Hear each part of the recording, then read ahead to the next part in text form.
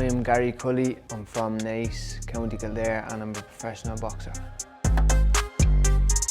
I was watching boxing as long as I can remember, but I would have been quite close with my brother. He joined when he was maybe 7 or 8. He was gone obviously for 2 hours twice a week to the boxing club, and my mum wouldn't tell me where he was going at the start, and then I eventually found out and wanted to join myself. You weren't supposed to join until 9 or 10. I went down a year early. I went down when I was 8. They just took me in and been at it ever since. Fell in love with it, so.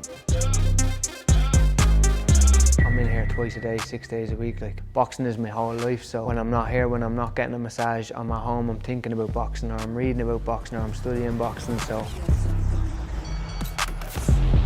Since before I turned professional, I've been aiming to sign with Matchroom. I've grown up watching Matchroom shows. They've went from strength to strength in the last couple of years, and they've went across the water to the States. They're a global company now. I remember my second fight was on a Matchroom show in Belfast, and I was on at 4 o'clock, so I was opening the show. But I remember texting Eddie Hearn on Instagram saying, look, I'm opening the show, come down and watch me, I want to impress. And he got the message and he came down and watched. That was early days, so I've been aiming for there ever since, and every fight I've had since, I've been kind of putting stuff out on social media, mentioning Eddie in interviews, and trying to catch his attention and putting in big performances as well, obviously. So the last fight that I had against Vasquez was on a Matchroom card, so I knew that with the fight that Vasquez was a former world champion, I was up and coming, that he would be interested to see it. So he was ringside watching it, thankfully enough, and I put in a big performance again. There was offers on the table from other promoters, but I've always seen myself going down the Matchroom route, so got on to my manager and said, look, I want to push this. A couple of days later I had an offer on the table, and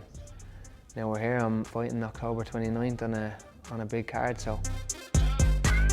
Being the only fighter they've signed since Katie Taylor, when she turned over after the Olympics, they haven't signed another Irish fighter since. So for me, they're showing confidence in me and they're showing belief in me as well. I think they see a market back here in Ireland, and I think I can be the one to lead that market, to bring big time boxing back to Dublin, and I think they see that in me as well. So they're seeing me as the next one that could possibly do it. So.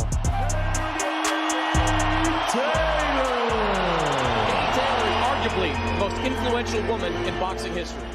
Watching Katie, who was leading the way then, winning world titles and European titles in the amateur ranks, then going out and her winning the Olympics, and she always led the way, and then she turned professional, and to see her now and she's still leading the way for us, it's inspirational for me. She's been inspiring us for the last 10 years, so it's great to eventually get to share a card with her and to be putting Ireland on the map, yeah, because we're a small country but we can fight, and Katie's been proving that for years, and now, yeah, we just want to follow in her footsteps and do what she's been doing for the last couple of years. I've always said that the bigger the fights, the better the performances I'll put in. When guys come to win, they throw shots, and when they're throwing shots they leave openings, and it gives me a chance to find them openings and knock people out. So it's a 50-50 fight on paper. I never see my fights as 50-50, but if it's a 50-50 on paper, then it kind of gets me a little bit more excited, because if people to prove wrong, then every fight I go into knock people out. So I believe that I'll put them into retirement.